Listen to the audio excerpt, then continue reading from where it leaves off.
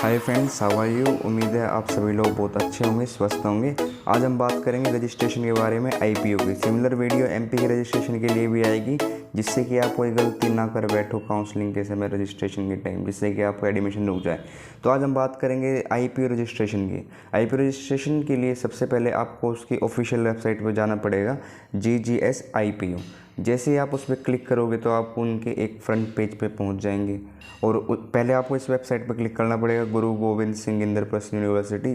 इसमें आपके 2 कॉलेजेस आएंगे, BSA और NDMC।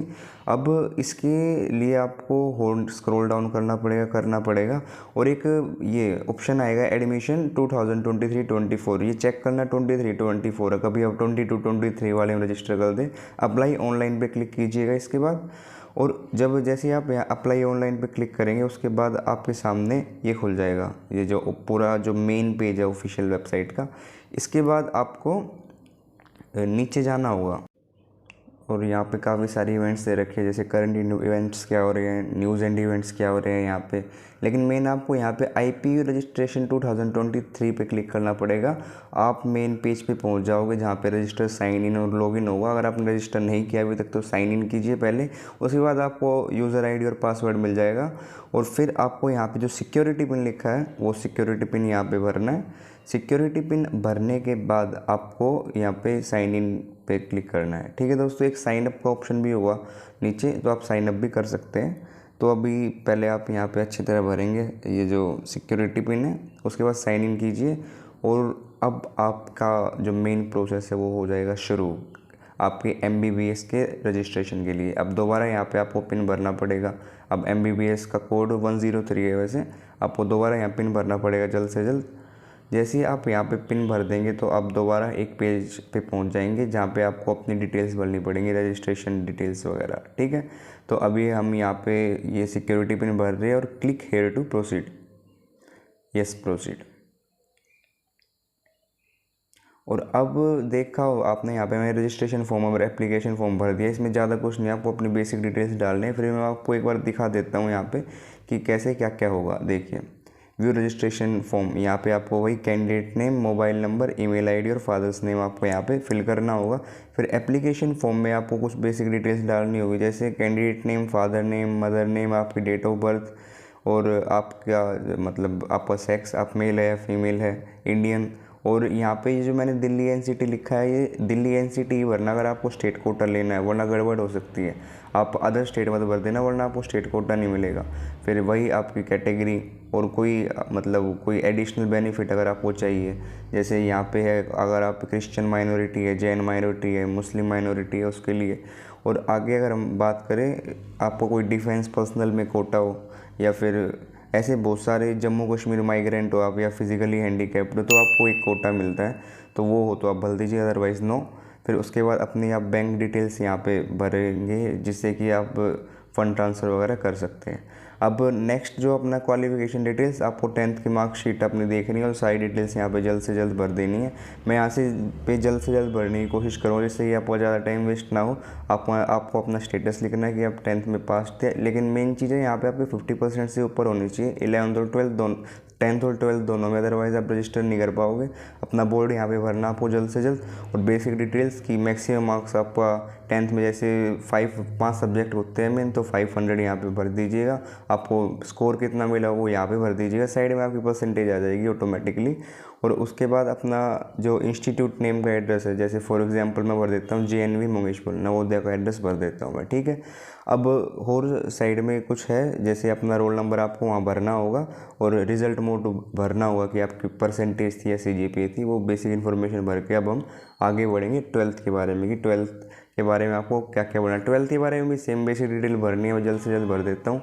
लेकिन कोई मिस्टेक मत करना आप प्लीज़, ये बहुत ज़्यादा ज़रूरी है, क्योंकि थोड़ी भी मिस्टेक होगी सबसे स्ट्रिक्ट काउंसलिंग रहती है दिल्ली IPO रजिस्ट्रेशन की, स्पेशली कैटेगरी के केस में।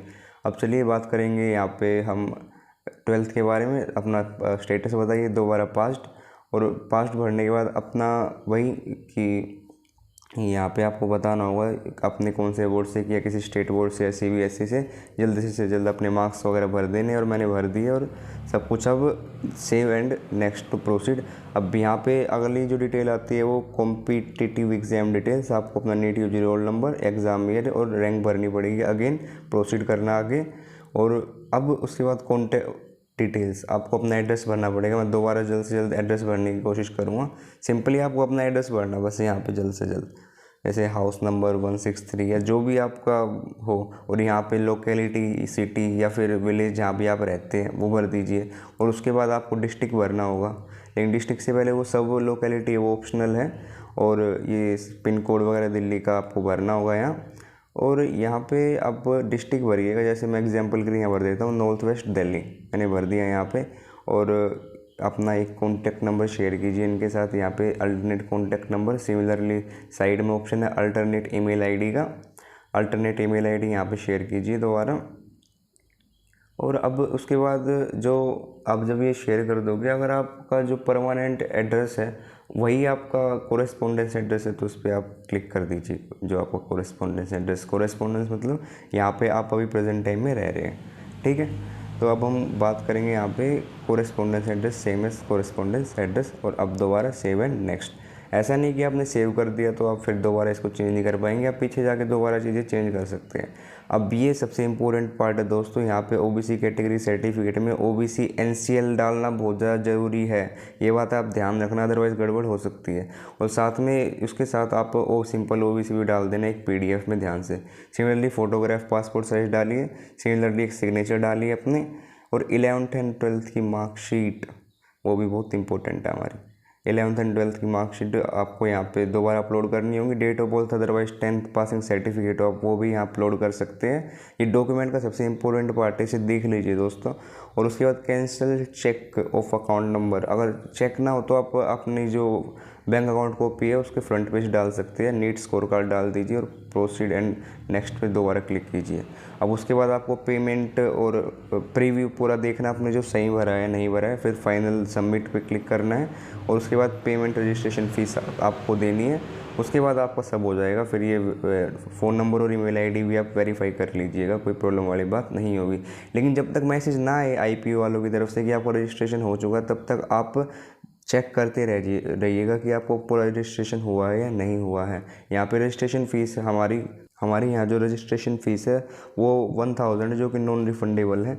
तो आप इसको रजिस्टर कीजिएगा और ये चेक कीजिएगा आपके पास जो मैसेज आया है, फिर जो भी वो शेयर करेंगे रजिस्ट्रेशन डिटेल्स जो आपने भरी है, तो उसमें आपकी कैटेगरी OBC ही है ना, कभी जनरल ना भर दी हो दोस्तों।